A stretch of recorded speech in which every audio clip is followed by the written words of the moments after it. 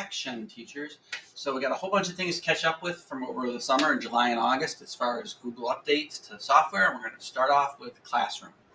All right, you'll notice a bunch of different new things in Classroom. One of these things was a beta from last year, which is practice sets, which we've already talked about.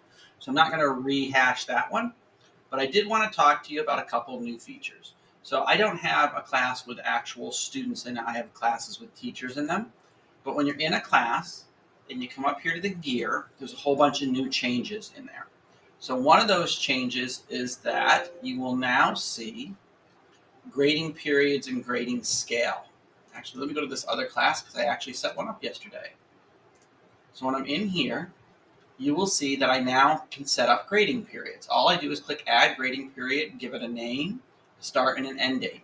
What this will do is when you add assignments, they'll go into the grading period that's appropriate due to the due date of the assignment. Okay? What that gives you now is a nice, tidy grade book, when you click on grades, that is separated by grading period, all the ones that we've done before. You can still view all classwork, but now it's a little easier to keep things separated out by quarter versus one large grade book before. It might also, and I can't speak with authority on this, help you export things from Google Classroom over to Infinite Campus a lot easier, separated into those grading periods. So that was one change to how things are due in grading, is those grading periods. Another, and this one they snuck in on us that nobody noticed, I don't think. When you are creating an assignment now, and you do all the stuff the same, and you give it a due date over here, you'll now get an option that teachers have been clamoring for years, which is that once you've set the due date, you can check this little box here and close submissions after the due date, meaning students will not be able to submit anything new after that date. There is, and I don't know which applications, but there are some exceptions where students will still be able to edit some attachments to an assignment after they're due. They still have to turn them in before the due date, but if they do that, they can still edit a few of them. So we'll have to figure out what ones they're referring to with that little exclamation I there. Okay, but you can close submissions after due date now. New feature, give it a try. Last thing we wanted to make you aware of is IMS has helped us do something that we've been asking for years, which is in the people field here now. It's automatically going to start filling in Guardian email addresses by pulling them from SIS, and that's going to be done on a weekly basis. So as long as the SIS parent information is up to date, it will put them in here. You can then decide for your class whether or not you want to turn on the Guardian feature. And when you go to your class and then you can go to your settings, right here you'll see turn on Guardian email summaries. What this means is parents will get a daily or weekly email if they choose to set it up. That it will include your class as well as any other class that has Guardian summaries turned on, and it will basically tell them what assignments are upcoming, what ones the student hasn't turned in, etc. So it sends them a nice little formatted email. If you want to see what that email looks like, if you go into any of your classes, you go to the Guardian summary section, you click See Example here, and then you scroll down a little bit, you'll have a link to a sample email of what the parents get. Okay, they do not have access to Classroom. They are not going to be coming into Classroom, but they will get a short synopsis of what is due in each class and what hasn't been turned in.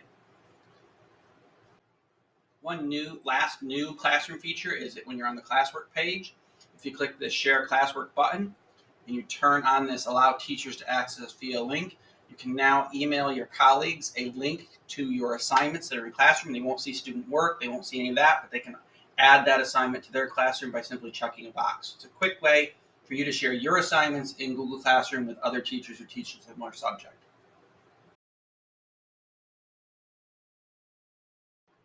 All right, this one's a new feature in Google Chrome. You're on any web page and you want to improve the readability of the text for people who have visual impairments or just to make it easier to read. What you're going to do is you're going to come up here to your toolbar at the top of Chrome.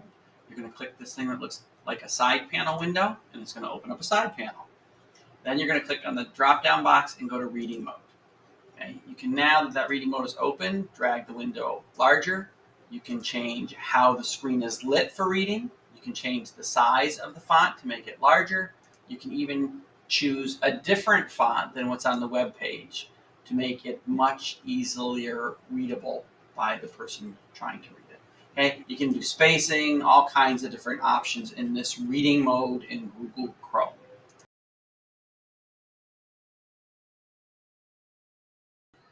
All right, these Google updates all have to do with some new features in Google Docs. So we'll start off with this new table options.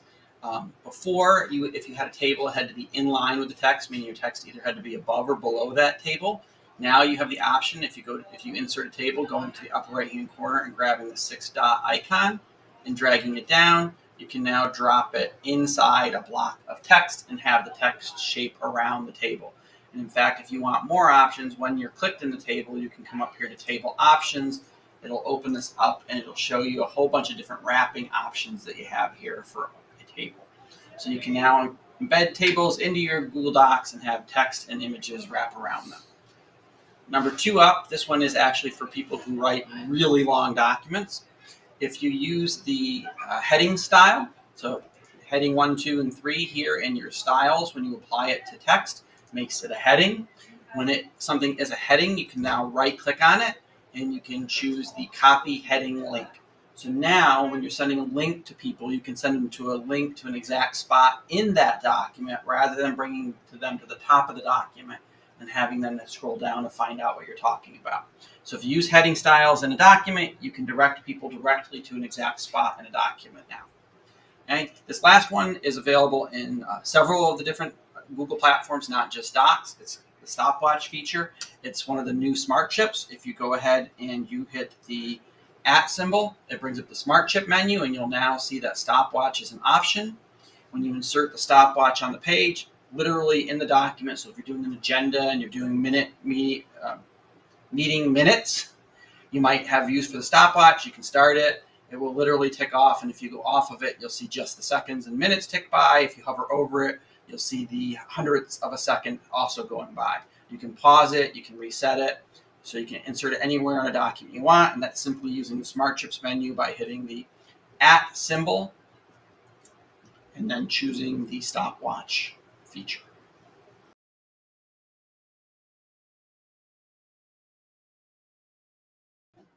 All right, I know I'm already over my time limit for this series, but I got like a couple more things I want to show you. These 2 are in Google Slides, and then we'll have one over in Gmail. So this one is a really quick one. Being able to zoom in or out on a slide, you could always do that using this menu up here and typing a custom number in the box. So you can see I'm at 103% now.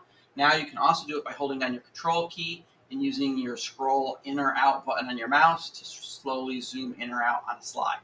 If you don't have a center scroll button on your mouse, you can use 2 fingers on the touchpad while you're doing Control. Okay, so that's tip 1 for slides. Tip 2, we thought was going to be really special, but it's only slightly special. So when you're actively in a slideshow now, you can come down here to the toolbar that's for presenting, and you can click on Turn on Pen, and then you can change the color of it if you want. But now you can mark on slides while you're talking about them in front of a group of people presenting.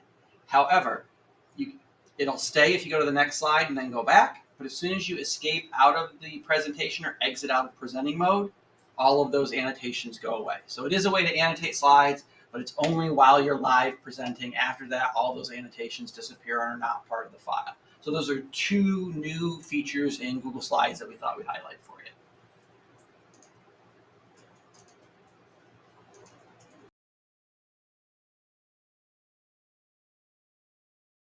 All right, one of my last 2 tips. This one has to do with Google Slides. Nope, it doesn't. It has to do with Google Slides, Google Docs, or Google Sheets. You'll now see up here in this little corner a search box that says menus.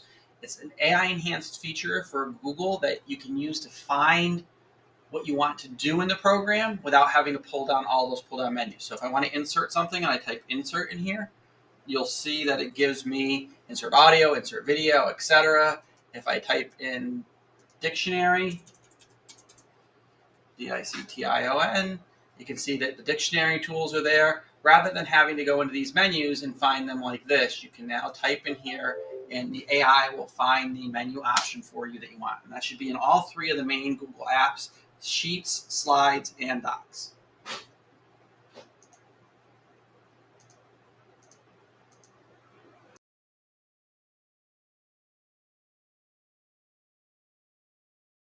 All right, I'm only wrapping up the August tips for the Google updates, so I'll do July tips that we missed while we were on break soon.